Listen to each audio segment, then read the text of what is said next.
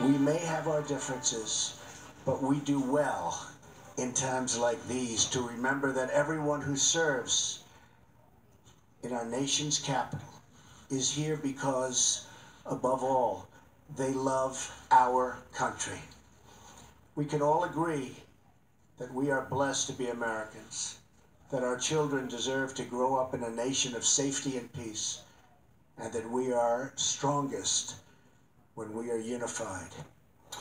Welcome to the Journal Editorial Report. I'm Paul Gigot. That was President Trump Wednesday responding to the shooting in Alexandria, Virginia that injured House Majority Whip Steve Scalise and 4 others. The rampage, which unfolded as Republicans practiced for the annual congressional baseball game, sent shockwaves through Washington and prompted calls for unity from the leaders of both parties. I ask each of you to join me to resolve to come together, to lift each other up, and to show the country, to show the world that we are one house, the people's house, united in our humanity. It is that humanity which will win the day, and it always will. I prayed for Barack Obama, and now I continue to pray for him, and I pray for Donald Trump, that his presidency will be successful, and that his family will be safe.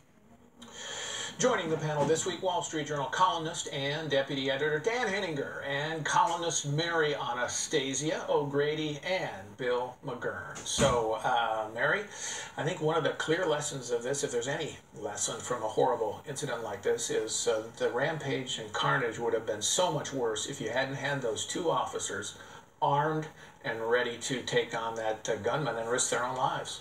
Yeah, I think that would be the first point we have to make, is not only were they there and to do their job, but they acted, really heroically, and Crystal Griner actually took a bullet to the lower leg and kept firing. So all the reports are that they saved a lot of lives. And the interesting thing, Mary, is, we see Steve Scalise, we see congressional leaders, they come with their security detail, but it's only the leadership that has that's the security detail. So the other members who were there were really lucky that Scalise was there himself as a member of the leadership and had that security detail. Right, and one of the members has said that he was on his way to his car when the gunman came up to him and asked him who was practicing on this field. Are they Republicans or Democrats? And he said, oh, that's a Republican team, obviously not thinking anything. And the guy then went to his car and got his weapon. So he was clearly out for a lot of Republicans, and he wasn't necessarily gunning for Steve Scalise.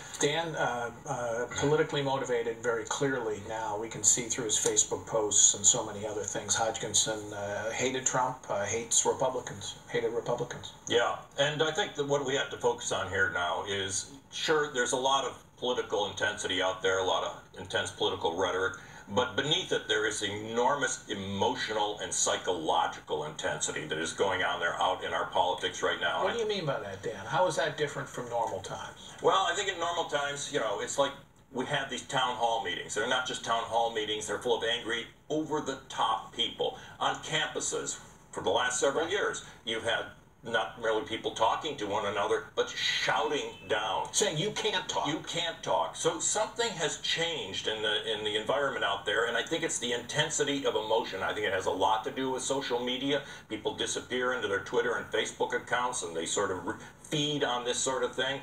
And the problem is we're getting into kind of dangerous and deep water with that. Political violence has a kind of mystical attractiveness, and I think Hodgkinson put all that together in a way that, I will say, Speaker Pelosi put her finger on it. We all worried the length of the Obama administration about something like this happening. Thank God it didn't. And now this sort of thing is back in the water. It's bad. But Bill, I'm just looking at the way the political class in Washington behaved this week in response. I thought Trump was great.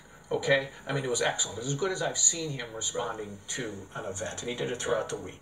I thought the congressional leadership responded very well. I thought Bernie Sanders responded very well, repudiating this supporter.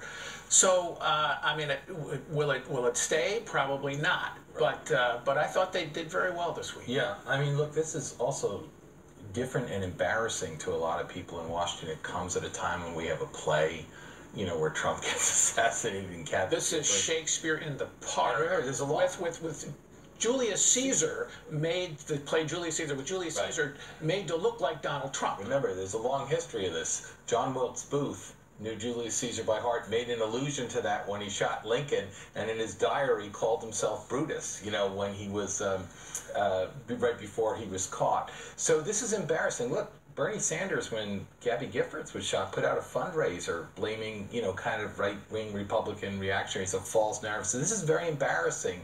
It proves it can hit any side on this. And I think what Dan's saying, we need to lower the temperature and people need to be more careful. But without blaming, look, at the end of the day, the blame for the shooting goes on the man behind the rifle scope and pulling the trigger. Yeah, I think there's one other thing here that is worth bringing up, which is that government has more power, probably. The federal government has more power than it's ever had. So that means the stakes are very high. And I think in politics, you mean, the stakes of politics. Yeah, and I think that explains why the rhetoric gets so heated and people feel like there's so much to lose if their side doesn't win. Because there's a kind of winner take all. If we win, we're doing it our way.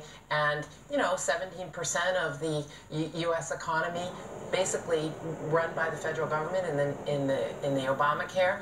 That makes people feel desperate on both sides. Dan, you said this week, we don't have a lot of time, that Shakespeare in the Park should shut down that production. You also predicted they won't.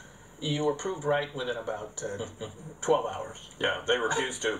And, you know, it's because I think both the left and the right are driving emotions for political reasons now. But I think we have to admit the anti-Trump hysteria is like nothing we have ever seen in our politics in a long time.